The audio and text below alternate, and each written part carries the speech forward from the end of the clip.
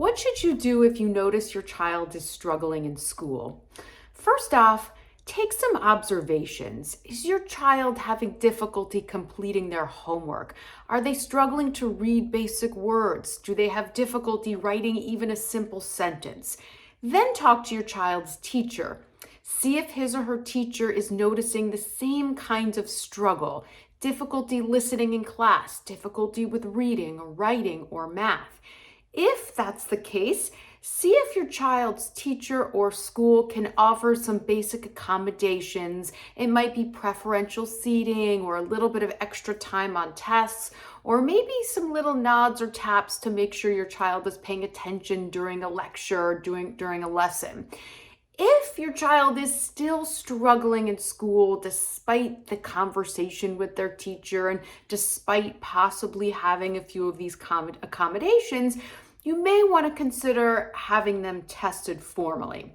You can either have a free evaluation done through your child's local public school, or some families choose to have a private neuropsychological or psychological evaluation done outside of school. This will help determine if your child has a specific diagnosis like a learning disability, including dyslexia, dyscalculia, dysgraphia, perhaps they have ADHD, autism, or executive functioning challenges. This can all be determined based on this thorough and formal evaluation. Usually, once that's done, either an IEP will be created or sometimes a 504 plan will be created, which will help determine the specific accommodations and educational plan that's most appropriate for your child. With that said, there are also some great strategies that you can work on at home with your child. For example, for reading comprehension, you might pull out 3 different colored highlighters: a blue, a green, and a yellow highlighter. Teach your child to first read a passage out loud before doing any highlighting, and then tell them that they're going to look for 3 elements. The first is the topic, which is 1, 2, or 3 words describing the passage. This might be blueberries or the beach or World War I. The topic they should highlight in blue.